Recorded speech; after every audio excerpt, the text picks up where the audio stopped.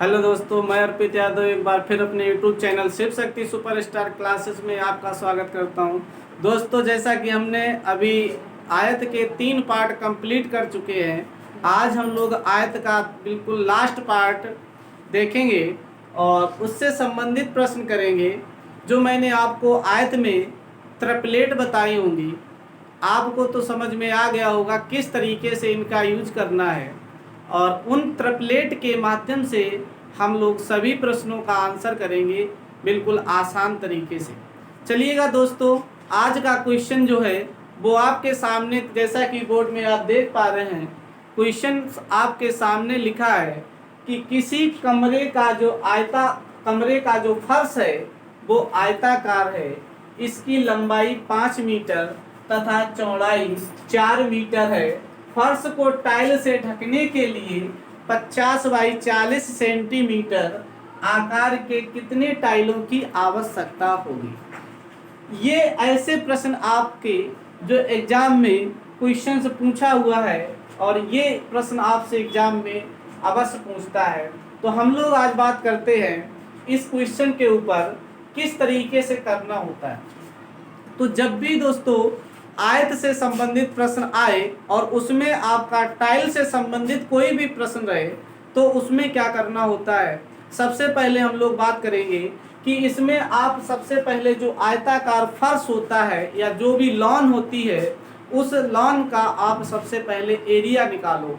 यहाँ पे भी हम लोग करते हैं कि जो आयताकार कमरा है या फर्श है, तो उसका क्षेत्रफल, आयताकार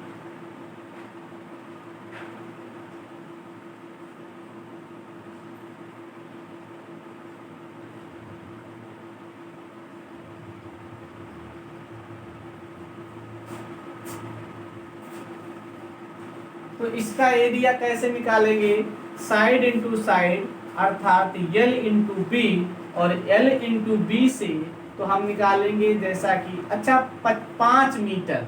5 मीटर को यहाँ 5 मीटर है, इंटू में 4। अब मैं यहाँ पे लिख सकता हूँ कि 1 मीटर बराबर आपका 100 सेंटीमीटर। 1 मीटर बराबर 100 सेंटीमीटर, तो 5 मीटर बराबर मैं लिख सकता हूँ 500 सेंटीमीटर, इंटू में 400 सेंटीमीटर। 1 मीटर बराबर 100, तो 4 बराबर 400। यहाँ से ऐसे लिख दिया। चलिएगा, जब हम लोग इसका एरिया निकालेंगे तो 4 पंचे 20, और ये आ गया वर्ग सेंटीमीटर उस आयताकार लॉन का क्षेत्र। अब हम लोग दोस्तों बात करते हैं कि जो हमारा ये जो लॉन है, आयताकार फर्श है, इसका क्षेत्रफल आपका ये हो गया। तो उस टाइल का क्षेत्रफल क्या होगा जो टाइल इन कमरे में यानी इस फर्श पे लगानी है। तो सबसे पहले टाइल का क्षेत्रफल ज्ञात करते हैं।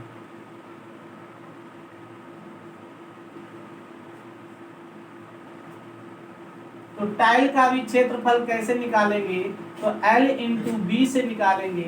L है उसका 50, B है उसका 40। तो यहाँ से जो टाइल का क्षेत्रफल होगा, 50 में जब 20 का गुणा करेंगे तो ये आ जाएगा 20,000 वर्ग सेंटीमीटर। अब मुझे चाहिए टाइलों की संख्या। तो सबसे पहले टाइलों की संख्या पता करना है।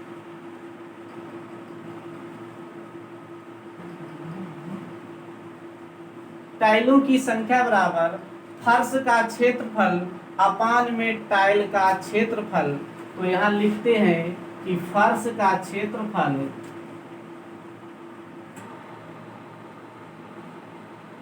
अपान में टाइल का क्षेत्रफल। अगर हम उस फर्श के क्षेत्रफल में टाइल के क्षेत्रफल का भाग दे देते हैं तो हमें मिल जाती है टाइलों की संख्या। जैसा कि यहाँ पे हम देख पा रहे हैं, फर्श का क्षेत्रफल भी दिया गया है। फर्श का क्षेत्रफल रखा, फर्श का क्षेत्रफल रखने के बाद आप टाइल के क्षेत्रफल का भाग दे देंगे तो मुझे मिल जाएगी टाइलों की संख्या। इसको डिवाइड कर लेते हैं, 2 से काटेंगे तो 100 बार जाएगा, तो टाइलों की संख्या हो गई 100। यानी इस आयताकार जो लॉन था या फर्श थी उसको इस आकार के टाइल में ढकने के लिए मुझे 100 टाइलों की आवश्यकता होगी। चलिएगा, इस प्रश्न का जो आंसर है वो 100 टाइल आ गया। जो आपका फर्श का क्षेत्रफल था वो दिया गया था, जो आपका टाइल का क्षेत्रफल है वो दिया गया, और आपने निकाला कि कितने टाइलों की आवश्यकता होगी। तो इस प्रश्न का आंसर है 100 टाइल्स। चलिएगा, बढ़ते हम लोग अपने नेक्स्ट प्रश्न की ओर। हम लोग एक और प्रश्न देखते हैं कि एक आयत की लंबाई तथा परिमाप का जो अनुपात है वो 5:16 है, उसकी लंबाई तथा चौड़ाई का अनुपात क्या होगा। देखिएगा, इस क्वेश्चन को किस तरीके से करना है। जो वैल्यू दी गई इसकी लेंथ, और अगर मैं इसका पेरीमीटर देखूं तो 2 इंटू एल प्लस बी। अब देखिएगा, एल की वैल्यू ऑलरेडी दी गई 5 और इसकी जो वैल्यू है वो दी गई 16। अच्छा, मैं 16, अब देखिए 2 इंटू एल, एल की वैल्यू को मैं यहाँ पे रखता हूँ 5 प्लस बी और इक्वल टू 16। अब देखिए 2 का अंदर मल्टीप्लाई हो जाएगा तो 5 दूनी 10 प्लस 2b बराबर 16, प्लस का उधर गया माइनस का हो जाएगा। 2b बराबर 16 माइनस 10 और वैल्यू आई 6, 2 से डिवाइड कर दिया, 2 3 6, तो b की जो वैल्यू मिली यानी ब्रेड मुझे मिली 3। अब देखिएगा, क्वेश्चन में लेंथ तो ऑलरेडी दी गई थी, पहले से ही गिवन थी, जो आपकी थी 5, और जो चौड़ाई थी वो मैंने चौड़ाई का रेशियो पाया यहाँ से 3। तो यही क्वेश्चन में हमसे पूछा गया था कि उसकी लेंथ और ब्रेड का जो रेशियो है वो क्या होगा। तो उसका जो अनुपात होगा वो 5:3 होगा। देखिएगा, इस प्रश्न में केवल वैल्यू को वेरीफाई करना था, रेशियो देकर रेशियो ही बता सकते हैं। और आपका जो रेशियो दिया था, लेंथ का रेशियो था 5, ब्रेड और आपका जो पेरीमीटर था वो था कितना 16। 2 इंटू एल प्लस बी की वैल्यू 16 दी, मैंने यहाँ पे वैल्यू रखी, एल की वैल्यू 5 रखने पर 2 इंटू 5 यानी 5 दूनी 10 प्लस 2b बराबर 16, प्लस का उधर गया माइनस का, तो 2b बराबर 16 माइनस 10, तो b बराबर आ गया 3। यानी लंबाई का अनुपात 5 था, तो चौड़ाई का अनुपात कितना होगा, चौड़ाई का अनुपात होगा 3। चलिएगा, उम्मीद है कि आपको इस क्वेश्चन का जो सॉल्यूशन है वो आपको समझ में आ गया होगा। अब हम लोग बढ़ते हैं अपने अगले प्रश्न की ओर, और अगला प्रश्न आपका कुछ इस तरीके से है। चलिएगा, अब हम लोग अगले प्रश्न की ओर बढ़ते हैं। अगला प्रश्न है, किसी आयताकार हाल की लंबाई उसकी चौड़ाई से 5 मीटर अधिक है, हाल का क्षेत्रफल 750 मीटर स्क्वायर है, तो हाल की लंबाई क्या होगा। देखिएगा, ऐसे प्रश्नों को अगर आप बेसिक से करेंगे तो ज़्यादा समय ले जाएगा, और एग्जाम में आपको समय बचाना है, इसलिए आपको थोड़ा वेरीफाई कराना है ऐसे प्रश्नों में कि जो लंबाई है यानी कि लंबाई उसकी चौड़ाई से अधिक है, एल बड़ा होगा, एल बड़ा होगा यानी एल माइनस बी की वैल्यू दी गई 5 मीटर। अब देखिए, क्षेत्रफल उसका दिया है, और आयत का जो क्षेत्रफल होता है वो होता है side into side L into B अर्थात 750। अब मुझे करना क्या है, मुझे इस 750 का फैक्टर करना है, यानी एल इंटू बी फॉर्म में। तो इसको मैं लिख सकता हूँ 30 गुणे 25। देखिएगा, फैक्टर बहुत और भी होते हैं, जैसे 50 इंटू 15 होता है। मुझे इनमें से ऐसा फैक्टर लेना है जिन फैक्टर का अंतर यानी उनका अंतर 5 होना चाहिए। कितना अंतर होना चाहिए, 5। तो ऐसा आपका ये फैक्टर है 30 इंटू 25। अब बात करते हैं कि लंबाई बड़ी होती है तो एल की वैल्यू सीधा सीधा आ गई कितना, 30 मीटर। अगर ब्रेड की बात करें तो बी की वैल्यू सीधा सीधा आ गई 25 मीटर। ये आपका आंसर हो गया। हमसे क्वेश्चन में लंबाई पूछी थी और लंबाई आपकी हो गई है 30 मीटर।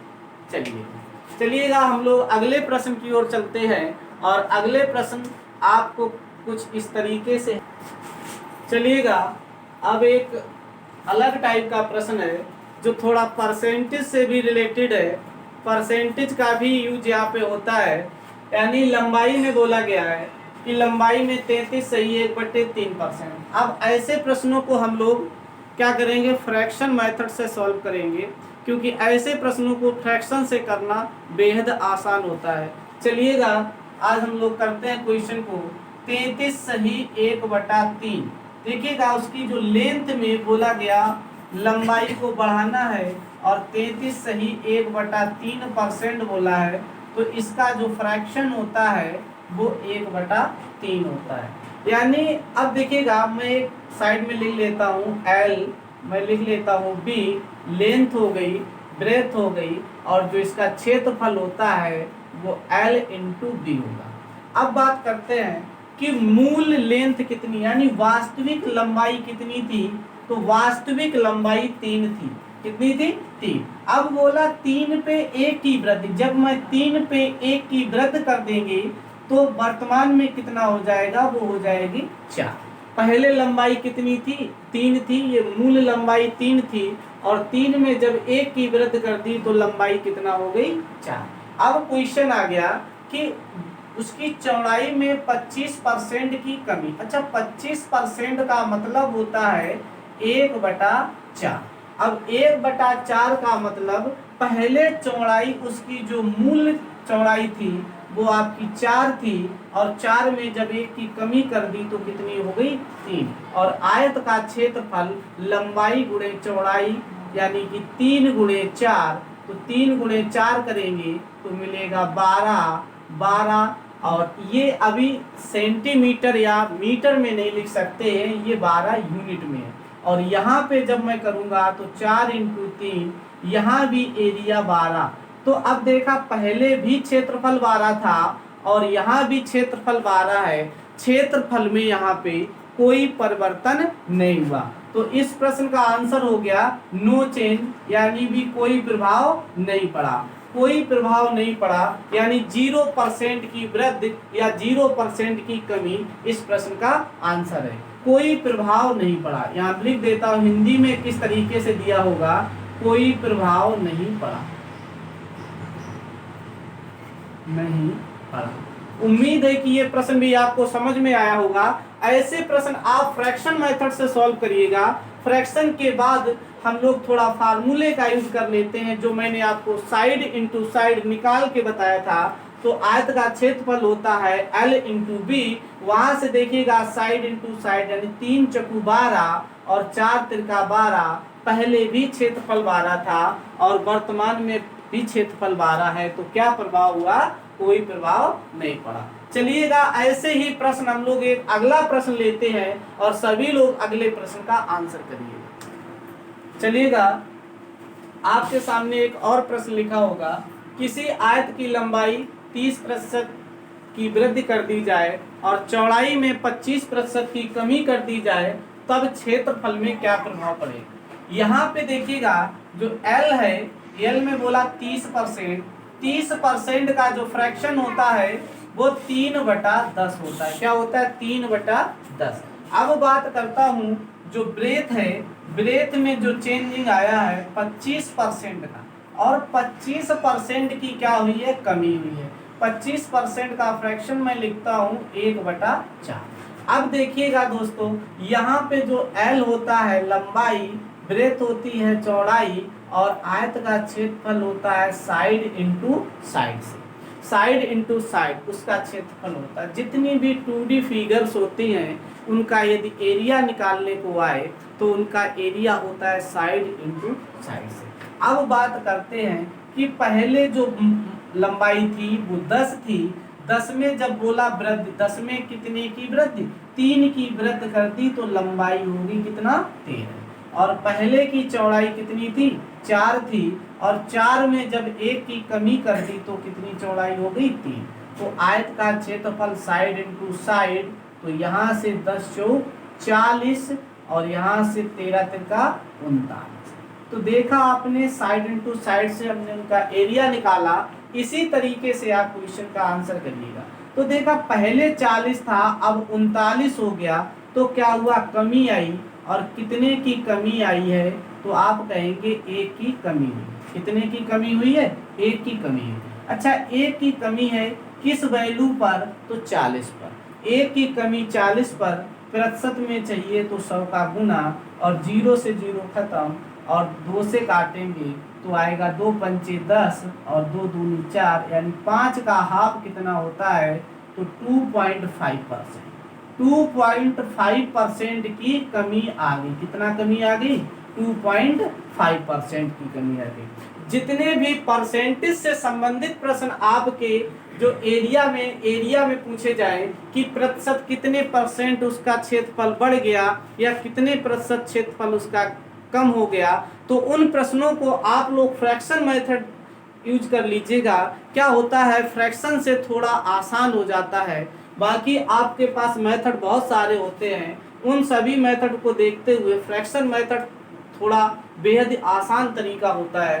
तो सभी लोग, जैसा कि मैंने यहाँ पे थोड़ा फार्मूले का भी यूज किया, जो आपको साइड इनटू साइड से, और आपका आंसर ले लिया। तो उम्मीद है कि ये प्रश्न का भी आंसर आपको समझ में आया होगा। चलिएगा दोस्तों, जो मैंने आज आपकी क्लास रिक्टेंगल की कराई है, इससे संबंधित प्रश्न कराए हैं। अगर इन क्वेश्चन में कोई भी डाउट हो तो आप कमेंट करके बताइएगा। ठीक है, तो आज की क्लास को यहीं तक रखते हैं। Bye bye. हेलो दोस्तों, मैं अर्पित यादव एक बार फिर अपने YouTube channel Shiv Shakti superstar classes में आपका स्वागत करता हूं। दोस्तों, जैसा कि हमने अभी आयत के 3 पार्ट कंप्लीट कर चुके हैं, आज हम लोग आयत का बिल्कुल लास्ट पार्ट देखेंगे और उससे संबंधित प्रश्न करेंगे। जो मैंने आपको आयत में ट्रिपलेट बताई होंगी, आपको तो समझ में आ गया होगा किस तरीके से इनका यूज करना है, और उन ट्रिपलेट के माध्यम से हम लोग सभी प्रश्नों का आंसर करेंगे बिल्कुल आसान तरीके से। चलिएगा दोस्तों, आज का क्वेश्चन जो है वो आपके सामने, जैसा कि बोर्ड में आप देख पा रहे हैं, क्वेश्चन आपके सामने लिखा है कि किसी कमरे का जो फर्श है वो आयताकार है, इसकी लंबाई 5 मीटर तथा चौड़ाई 4 मीटर है। फर्श को टाइल से ढकने के लिए 50 बाई 40 सेंटीमीटर आकार के कितने टाइलों की आवश्यकता होगी। ये ऐसे प्रश्न आपके जो एग्जाम में क्वेश्चंस पूछा हुआ है, और ये प्रश्न आपसे एग्जाम में अवश्य पूछता है। तो हम लोग आज बात करते हैं इस क्वेश्चन के ऊपर किस तरीके से करना होता है। तो जब भी दोस्तों आयत से संबंधित प्रश्न आए और उसमें आपका टाइल से संबंधित कोई भी प्रश्न रहे, तो उसमें क्या करना होता है। सबसे पहले हम लोग बात करेंगे कि इसमें आप सबसे पहले जो आयताकार फर्श होता है या जो भी लॉन होती है, उस लॉन का आप सबसे पहले एरिया निकालो। यहाँ पे भी हम लोग करते हैं कि जो आयताकार कमरा है या फर्श है, तो उसका क्षेत्रफल, आयताकार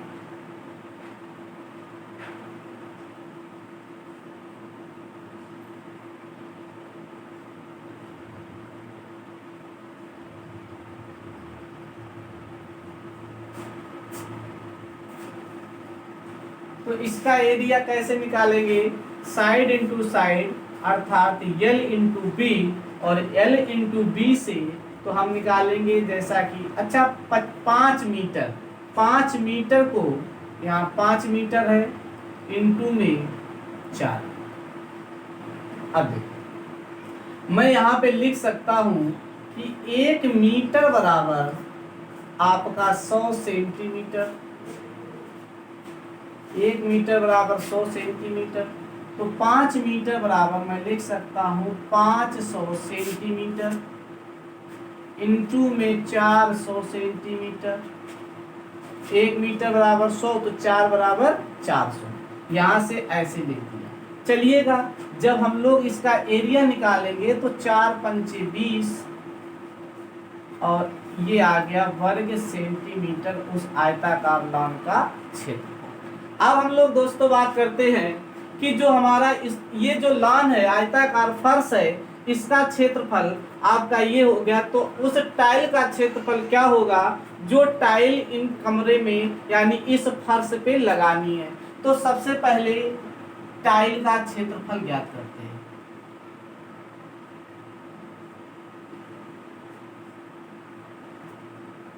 तो टाइल का भी क्षेत्रफल कैसे निकालेंगे, तो L इंटू बी से निकालेंगे। L है उसका 50, B है उसका 40। तो यहाँ से जो टाइल का क्षेत्रफल होगा 50 में जब 20 का गुणा करेंगे तो ये आ जाएगा 20,000 वर्ग सेंटीमीटर। अब मुझे चाहिए टाइलों की संख्या। तो सबसे पहले टाइलों की संख्या पता करना है।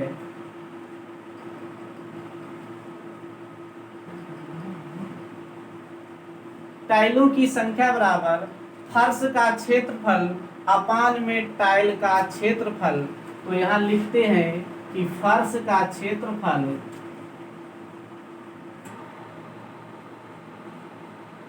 अपान में टाइल का क्षेत्रफल। अगर हम उस फर्श के क्षेत्रफल में टाइल के क्षेत्रफल का भाग दे देते हैं तो हमें मिल जाती है टाइलों की संख्या। जैसा कि यहाँ पे हम देख पा रहे हैं फर्श का क्षेत्रफल भी दिया गया है। फर्श का क्षेत्रफल रखा, फर्श का क्षेत्रफल रखने के बाद आप टाइल के क्षेत्रफल का भाग दे देंगे तो मुझे मिल जाएगी टाइलों की संख्या। इसको डिवाइड कर लेते हैं, 2 से काटेंगे तो 100 बार जाएगा। तो टाइलों की संख्या हो गई 100। यानी इस आयताकार जो लॉन था या फर्श थी उसको इस आकार के टाइल में ढकने के लिए मुझे 100 टाइलों की आवश्यकता होगी। चलिएगा, इस प्रश्न का जो आंसर है वो 100 टाइल आ गया। जो आपका फर्श का क्षेत्रफल था वो दिया गया था, जो आपका टाइल का क्षेत्रफल है वो दिया गया, और आपने निकाला कि कितने टाइलों की आवश्यकता होगी। तो इस प्रश्न का आंसर है 100 टाइल्स। चलिएगा, बढ़ते हम लोग अपने नेक्स्ट प्रश्न की ओर। हम लोग एक और प्रश्न देखते हैं कि एक आयत की लंबाई तथा परिमाप का जो अनुपात है वो 5:16 है। उसकी लंबाई तथा चौड़ाई का अनुपात क्या होगा। देखिएगा, इस क्वेश्चन को किस तरीके से करना है। जो वैल्यू दी गई इसकी लेंथ, और अगर मैं इसका पेरीमीटर देखूं तो 2 इंटू एल प्लस बी। अब देखिएगा, एल की वैल्यू ऑलरेडी दी गई 5 और इसकी जो वैल्यू है वो दी गई 16। अच्छा, मैं 16, अब देखिए 2 इंटू एल, एल की वैल्यू को मैं यहाँ पे रखता हूँ 5 प्लस बी और इक्वल टू 16। अब देखिए 2 का अंदर मल्टीप्लाई हो जाएगा तो 5 दूनी 10 प्लस 2b बराबर 16। प्लस का उधर गया माइनस का हो जाएगा। 2b बराबर 16 माइनस 10 और वैल्यू आई 6, 2 से डिवाइड कर दिया, 2 3 6। तो b की जो वैल्यू मिली यानी ब्रेड मुझे मिली 3। अब देखिएगा, क्वेश्चन में लेंथ तो ऑलरेडी दी गई थी, पहले से ही गिवन थी, जो आपकी थी 5, और जो चौड़ाई थी वो मैंने चौड़ाई का रेशियो पाया यहाँ से 3। तो यही क्वेश्चन में हमसे पूछा गया था कि उसकी लेंथ और ब्रेड का जो रेशियो है वो क्या होगा। तो उसका जो अनुपात होगा वो 5:3 होगा। देखिएगा, इस प्रश्न में केवल वैल्यू को वेरीफाई करना था, रेशियो देकर रेशियो ही बता सकते हैं। और आपका जो रेशियो दिया था, लेंथ का रेशियो था 5, ब्रेड और आपका जो पेरीमीटर था वो था कितना 16। 2 इंटू एल प्लस बी की वैल्यू 16 दी, मैंने यहाँ पे वैल्यू रखी। एल की वैल्यू 5 रखने पर 2 इंटू 5 यानी 5 दूनी 10 प्लस 2b बराबर 16, प्लस का उधर गया माइनस का, तो 2b बराबर 16 माइनस 10, तो b बराबर आ गया 3। यानी लंबाई का अनुपात 5 था तो चौड़ाई का अनुपात कितना होगा, चौड़ाई का अनुपात होगा 3। चलिएगा, उम्मीद है कि आपको इस क्वेश्चन का जो सॉल्यूशन है वो आपको समझ में आ गया होगा। अब हम लोग बढ़ते हैं अपने अगले प्रश्न की ओर, और अगला प्रश्न आपका कुछ इस तरीके से है। चलिएगा, अब हम लोग अगले प्रश्न की ओर बढ़ते हैं। अगला प्रश्न है, किसी आयत आयताकार हाल की लंबाई उसकी चौड़ाई से 5 मीटर अधिक है, हाल का क्षेत्रफल 750 मीटर स्क्वायर है, तो हाल की लंबाई क्या होगा। देखिएगा, ऐसे प्रश्नों को अगर आप बेसिक से करेंगे तो ज़्यादा समय ले जाएगा और एग्जाम में आपको समय बचाना है, इसलिए आपको थोड़ा वेरीफाई कराना है ऐसे प्रश्नों में कि जो लंबाई है यानी कि लंबाई उसकी चौड़ाई से अधिक है, एल बड़ा होगा, एल बड़ा होगा यानी एल माइनस बी की वैल्यू दी गई 5 मीटर। अब देखिए क्षेत्रफल उसका दिया है और आयत का जो क्षेत्रफल होता है वो होता है side into side L into B अर्थात 750। अब मुझे करना क्या है, मुझे इस 750 का फैक्टर करना है यानी एल इंटू बी फॉर्म में, तो इसको मैं लिख सकता हूँ 30 गुणे 25। देखिएगा फैक्टर बहुत और भी होते हैं, जैसे 50 इंटू 15 होता है। मुझे इनमें से ऐसा फैक्टर लेना है जिन फैक्टर का अंतर यानी उनका अंतर 5 होना चाहिए।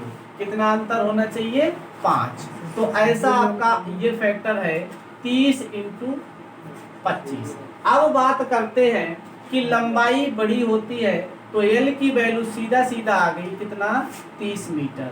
अगर ब्रेथ की बात करें तो बी की वैल्यू सीधा सीधा आ गई 25 मीटर। ये आपका आंसर हो गया। हमसे क्वेश्चन में लंबाई पूछी थी और लंबाई आपकी हो गई है 30 मीटर।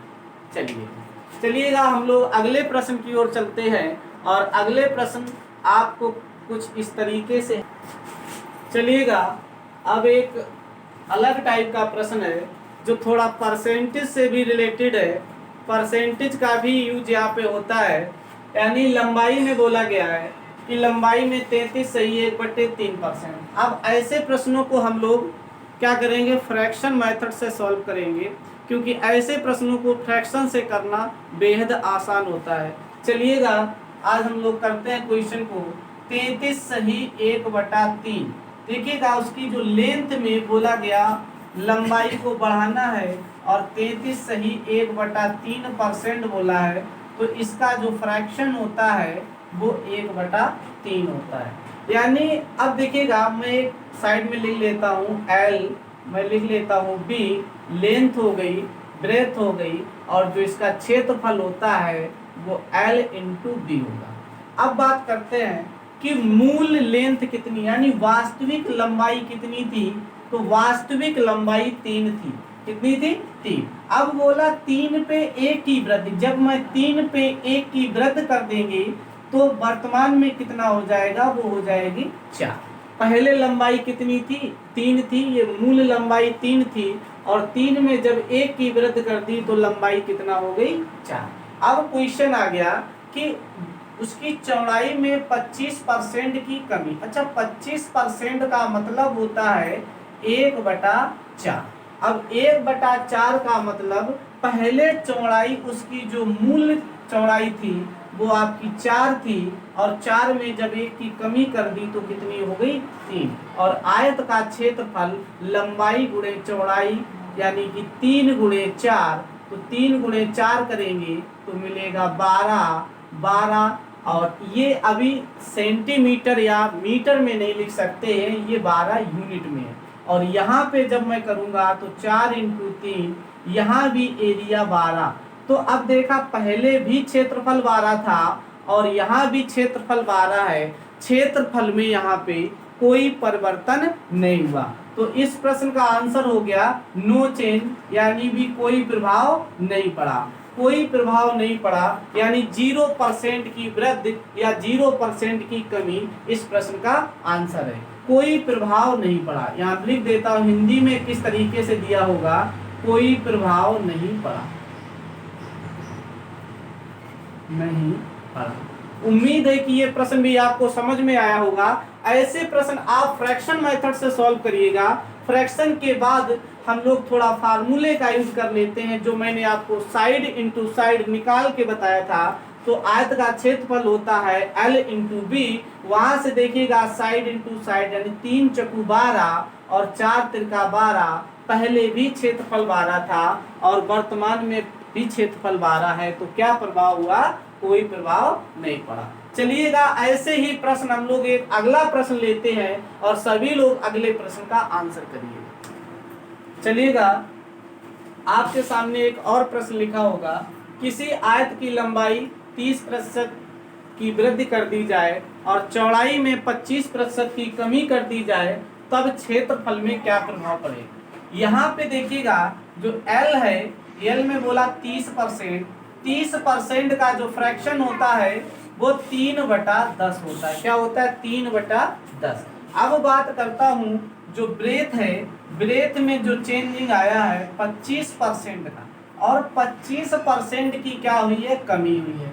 25% का फ्रैक्शन मैं लिखता हूँ 1/4। अब देखिएगा दोस्तों, यहाँ पे जो L होता है लंबाई, ब्रेथ होती है चौड़ाई, और आयत का क्षेत्रफल होता है साइड इंटू साइड से, साइड इंटू साइड उसका क्षेत्रफल होता है। जितनी भी 2D फिगर्स होती हैं उनका यदि एरिया निकालने को आए तो उनका एरिया होता है साइड इंटू साइड से। अब बात करते हैं कि पहले जो लंबाई थी वो 10 थी, 10 में जब बोला वृद्धि, 10 में कितने की वृद्धि? 3 की वृद्धि कर दी तो लंबाई होगी कितना? 13। और पहले की चौड़ाई कितनी थी? 4 थी, और 4 में जब 1 की कमी कर दी तो कितनी चौड़ाई हो गई? 3। तो आयत का क्षेत्रफल साइड इंटू साइड, तो यहाँ से 10 चौक 40 और यहाँ से 13 तिरका 39। तो देखा आपने, साइड इंटू साइड से हमने उनका एरिया निकाला। इसी तरीके से आप क्वेश्चन का आंसर करिएगा। तो देखा, पहले 40 था, अब 39 हो गया, तो क्या हुआ? कमी आई। और कितने की कमी आई है? तो आप कहेंगे 1 की कमी हुई। कितने की कमी हुई है? 1 की कमी हुई। अच्छा, 1 की कमी है किस वैल्यू पर? तो 40 पर। 1 की कमी 40 पर, प्रतिशत में चाहिए तो 100 का गुना, और 0 से 0 खत्म, और 2 से काटेंगे तो आएगा 2 पंचे 10 और 2 दूनी 4, यानी 5 का हाफ कितना होता है? तो 2.5%। 2.5% की कमी आ गई। कितना कमी आ गई? 2.5% की कमी आ गई। जितने भी परसेंटेज से संबंधित प्रश्न आपके जो एरिया में पूछे जाए कि प्रतिशत कितने परसेंट उसका क्षेत्रफल बढ़ गया या कितने प्रतिशत क्षेत्रफल उसका कम हो गया, तो उन प्रश्नों को आप लोग फ्रैक्शन मेथड यूज कर लीजिएगा। क्या होता है, फ्रैक्शन से थोड़ा आसान हो जाता है। बाकी आपके पास मेथड बहुत सारे होते हैं, उन सभी मेथड को देखते हुए फ्रैक्शन मेथड थोड़ा बेहद आसान तरीका होता है। तो सभी लोग, जैसा कि मैंने यहाँ पे थोड़ा फार्मूले का भी यूज किया, जो आपको साइड इनटू साइड से, और आपका आंसर ले लिया। तो उम्मीद है कि ये प्रश्न का भी आंसर आपको समझ में आया होगा। चलिएगा दोस्तों, जो मैंने आज आपकी क्लास रेक्टेंगल की कराई है, इससे संबंधित प्रश्न कराए हैं, अगर इन क्वेश्चन में कोई भी डाउट हो तो आप कमेंट करके बताइएगा। ठीक है, तो आज की क्लास को यहीं तक रखते हैं। Bye bye. हेलो दोस्तों, मैं अर्पित यादव एक बार फिर अपने YouTube channel Shiv Shakti superstar classes में आपका स्वागत करता हूं। दोस्तों, जैसा कि हमने अभी आयत के 3 पार्ट कंप्लीट कर चुके हैं, आज हम लोग आयत का बिल्कुल लास्ट पार्ट देखेंगे और उससे संबंधित प्रश्न करेंगे। जो मैंने आपको आयत में ट्रिपलेट बताई होंगी, आपको तो समझ में आ गया होगा किस तरीके से इनका यूज करना है, और उन ट्रिपलेट के माध्यम से हम लोग सभी प्रश्नों का आंसर करेंगे बिल्कुल आसान तरीके से। चलिएगा दोस्तों, आज का क्वेश्चन जो है वो आपके सामने, जैसा कि बोर्ड में आप देख पा रहे हैं, क्वेश्चन आपके सामने लिखा है कि किसी कमरे का जो फर्श है वो आयताकार है, इसकी लंबाई 5 मीटर तथा चौड़ाई 4 मीटर है। फर्श को टाइल से ढकने के लिए 50 बाई 40 सेंटीमीटर आकार के कितने टाइलों की आवश्यकता होगी?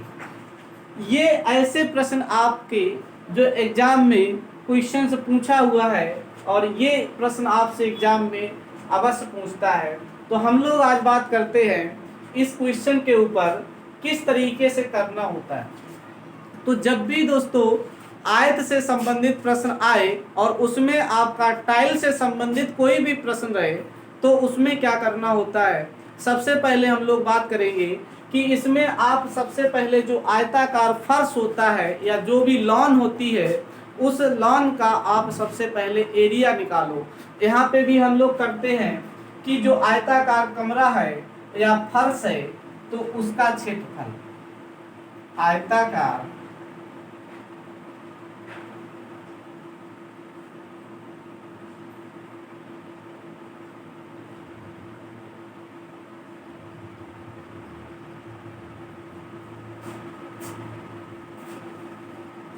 तो इसका एरिया कैसे निकालेंगे, साइड इंटू साइड अर्थात L इंटू बी और L इंटू बी से तो हम निकालेंगे जैसा कि अच्छा 5 मीटर, 5 मीटर को यहाँ 5 मीटर है इंटू में 4।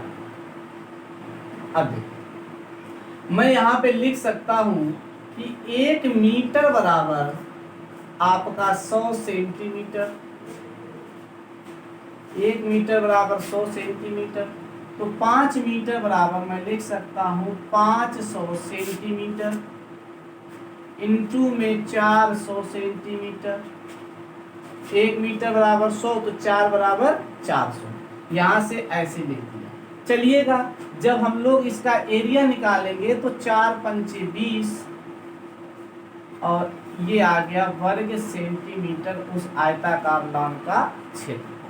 अब हम लोग दोस्तों बात करते हैं कि जो हमारा ये जो लॉन है, आयताकार फर्श है, इसका क्षेत्रफल आपका ये हो गया, तो उस टाइल का क्षेत्रफल क्या होगा जो टाइल इन कमरे में यानी इस फर्श पे लगानी है। तो सबसे पहले टाइल का क्षेत्रफल ज्ञात करते हैं।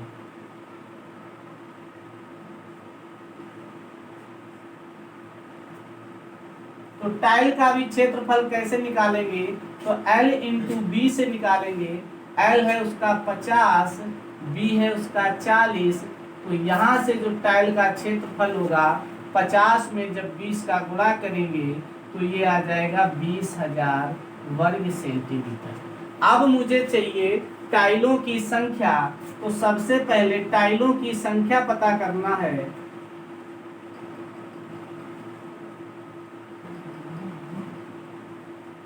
टाइलों की संख्या बराबर फर्श का क्षेत्रफल अपान में टाइल का क्षेत्रफल।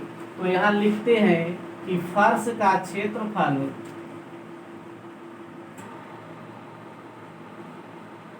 अपान में टाइल का क्षेत्रफल।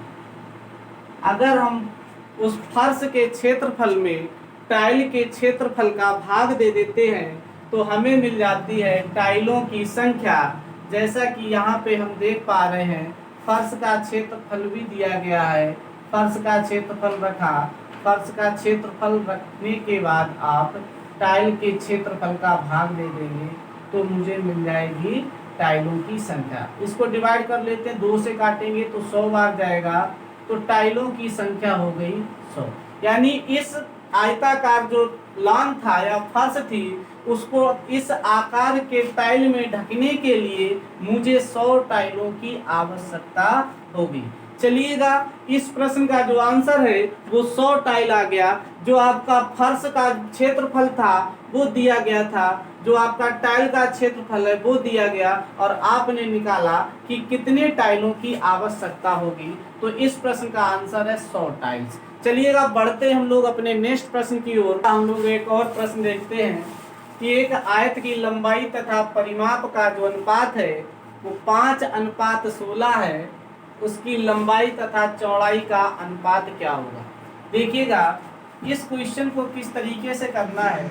जो वैल्यू दी गई इसकी लेंथ, और अगर मैं इसका पेरीमीटर देखूं तो 2 इंटू एल प्लस बी। अब देखिएगा L की वैल्यू ऑलरेडी दी गई 5 और इसकी जो वैल्यू है वो दी गई 16। अच्छा मैं 16, अब देखिए 2 इंटू एल, एल की वैल्यू को मैं यहाँ पे रखता हूँ 5 प्लस बी और इक्वल टू 16। अब देखिए 2 का अंदर मल्टीप्लाई हो जाएगा तो 5 दूनी 10 प्लस 2b बराबर 16। प्लस का उधर गया माइनस का हो जाएगा। 2b बराबर 16 माइनस 10 और वैल्यू आई 6, 2 से डिवाइड कर दिया, 2 3 6, तो b की जो वैल्यू मिली यानी ब्रेड मुझे मिली 3।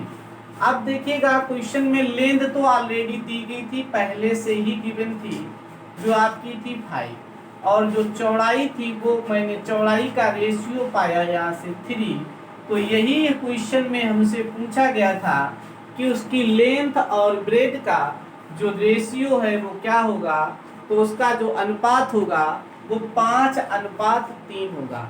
देखिएगा इस प्रश्न में केवल वैल्यू को वेरीफाई करना था, रेशियो देकर रेशियो ही बता सकते हैं, और आपका जो रेशियो दिया था लेंथ का रेशियो था 5, ब्रेड और आपका जो पेरीमीटर था वो था कितना 16, 2 इंटू एल प्लस बी की वैल्यू 16 दी, मैंने यहाँ पे वैल्यू रखी, एल की वैल्यू 5 रखने पर 2 इंटू 5 यानी 5 दूनी 10 प्लस 2b बराबर 16, प्लस का उधर गया माइनस का, तो 2b बराबर 16 माइनस 10, तो b बराबर आ गया 3, यानी लंबाई का अनुपात 5 था, तो चौड़ाई का अनुपात कितना होगा, चौड़ाई का अनुपात होगा 3। चलिएगा, उम्मीद है कि आपको इस क्वेश्चन का जो सॉल्यूशन है वो आपको समझ में आ गया होगा। अब हम लोग बढ़ते हैं अपने अगले प्रश्न की ओर, और अगला प्रश्न आपका कुछ इस तरीके से है। चलिएगा, अब हम लोग अगले प्रश्न की ओर बढ़ते हैं। अगला प्रश्न है, किसी आयताकार हाल की लंबाई उसकी चौड़ाई से 5 मीटर अधिक है, हाल का क्षेत्रफल 750 मीटर स्क्वायर है, तो हाल की लंबाई क्या होगा।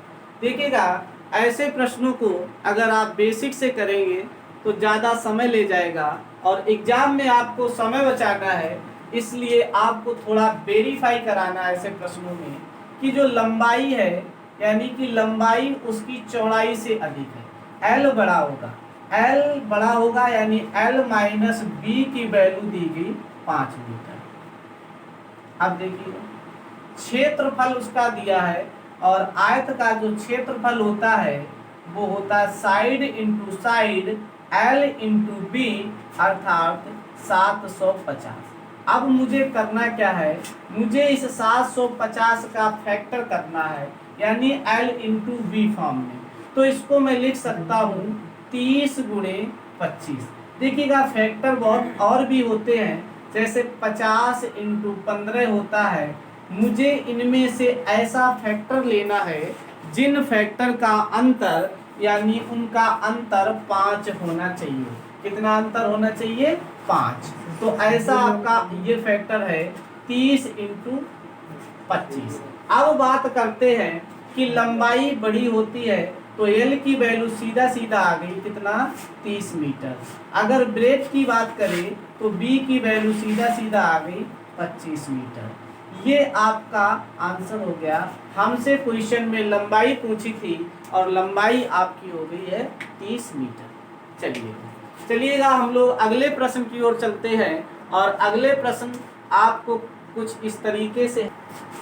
चलिएगा, अब एक अलग टाइप का प्रश्न है जो थोड़ा परसेंटेज से भी रिलेटेड है। परसेंटेज का भी यूज यहाँ पे होता है, यानी लंबाई में बोला गया है कि लंबाई में 33 सही 1/3%। अब ऐसे प्रश्नों को हम लोग क्या करेंगे, फ्रैक्शन मेथड से सॉल्व करेंगे, क्योंकि ऐसे प्रश्नों को फ्रैक्शन से करना बेहद आसान होता है। चलिएगा, आज हम लोग करते हैं क्वेश्चन को 33 सही 1/3। देखिएगा, उसकी जो लेंथ में बोला गया लंबाई को बढ़ाना है और 33 सही 1/3% बोला है, तो इसका जो फ्रैक्शन होता है वो 1/3 होता है। यानी अब देखिएगा, मैं एक साइड में लिख लेता हूँ L, मैं लिख लेता हूँ B, लेंथ हो गई, ब्रेथ हो गई, और जो इसका क्षेत्रफल होता है वो L इंटू बी होगा। अब बात करते हैं कि मूल लेंथ कितनी यानी वास्तविक लंबाई कितनी थी, तो वास्तविक लंबाई 3 थी। कितनी थी, 3। अब बोला 3 पे 1 की वृद्धि, जब मैं 3 पे 1 की वृद्धि कर देंगे तो वर्तमान में कितना हो जाएगा, वो हो जाएगी 4। पहले लंबाई कितनी थी, 3 थी, ये मूल लंबाई 3 थी, और 3 में जब 1 की वृद्धि कर दी तो लंबाई कितना हो गई 4। अब क्वेश्चन आ गया कि उसकी चौड़ाई में 25% की कमी। अच्छा 25% का मतलब होता है 1/4।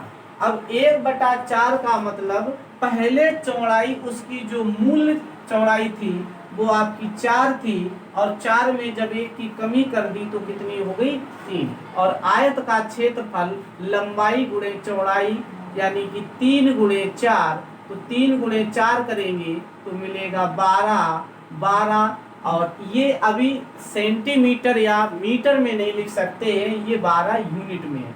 और यहाँ पे जब मैं करूँगा तो 4 × 3, यहाँ भी एरिया 12। तो अब देखा पहले भी क्षेत्रफल 12 था और यहाँ भी क्षेत्रफल 12 है, क्षेत्रफल में यहाँ पे कोई परिवर्तन नहीं हुआ। तो इस प्रश्न का आंसर हो गया नो चेंज, यानी भी कोई प्रभाव नहीं पड़ा। कोई प्रभाव नहीं पड़ा यानी 0% की वृद्धि या 0% की कमी इस प्रश्न का आंसर है। कोई प्रभाव नहीं पड़ा। यहाँ लिख देता हूँ हिंदी में किस तरीके से दिया होगा, कोई प्रभाव नहीं पड़ा, नहीं पड़ा। उम्मीद है कि ये प्रश्न भी आपको समझ में आया होगा। ऐसे प्रश्न आप फ्रैक्शन मेथड से सॉल्व करिएगा। फ्रैक्शन के बाद हम लोग थोड़ा फार्मूले का यूज कर लेते हैं, जो मैंने आपको साइड इंटू साइड निकाल के बताया था। तो आयत का क्षेत्रफल होता है L × B। वहां से देखिएगा साइड इंटू साइड यानी 3 चौकू 12 और 4 तिरका 12।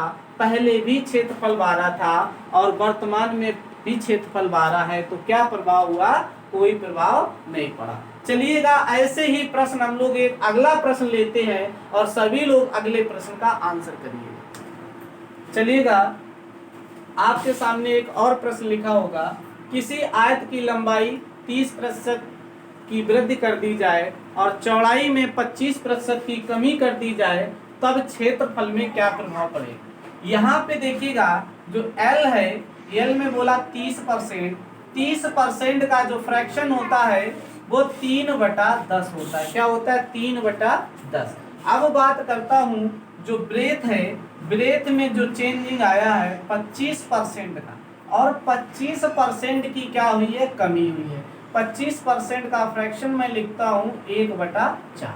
अब देखिएगा दोस्तों, यहाँ पे जो L होता है लंबाई, ब्रेथ होती है चौड़ाई, और आयत का क्षेत्रफल होता है साइड इंटू साइड से, साइड इंटू साइड उसका क्षेत्रफल होता है। जितनी भी 2D फिगर्स होती हैं उनका यदि एरिया निकालने को आए तो उनका एरिया होता है साइड इंटू साइड से। अब बात करते हैं कि पहले जो लंबाई थी वो 10 थी, 10 में जब बोला वृद्धि, 10 में कितने की वृद्धि, 3 की वृद्धि कर दी तो लंबाई होगी कितना, 13। और पहले की चौड़ाई कितनी थी, 4 थी, और 4 में जब 1 की कमी कर दी तो कितनी चौड़ाई हो गई, 3। तो आयत का क्षेत्रफल साइड इंटू साइड, तो यहाँ से 10 चौक 40 और यहाँ से 13 तिरका 39। तो देखा आपने, साइड इंटू साइड से हमने उनका एरिया निकाला। इसी तरीके से आप क्वेश्चन का आंसर करिएगा।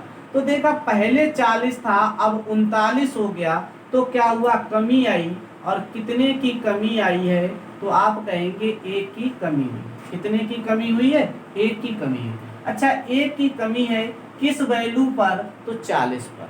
1 की कमी 40 पर, प्रतिशत में चाहिए तो 100 का गुना, और 0 से 0 खत्म, और 2 से काटेंगे तो आएगा 2 पंचे 10 और 2 दूनी 4, यानी 5 का हाफ कितना होता है, तो 2.5%। 2.5% की कमी आ गई। कितना कमी आ गई, 2.5% की कमी आ गई।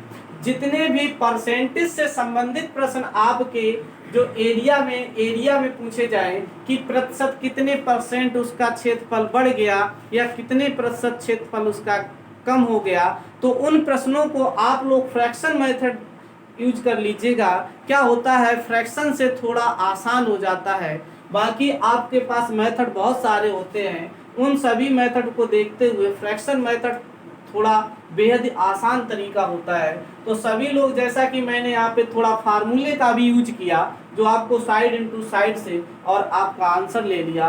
तो उम्मीद है कि ये प्रश्न का भी आंसर आपको समझ में आया होगा चलिएगा दोस्तों, जो मैंने आज आपकी क्लास रिक्टेंगल की कराई है, इससे संबंधित प्रश्न कराए हैं। अगर इन क्वेश्चन में कोई भी डाउट हो तो आप कमेंट करके बताइएगा। ठीक है, तो आज की क्लास को यहीं तक रखते हैं। Bye bye.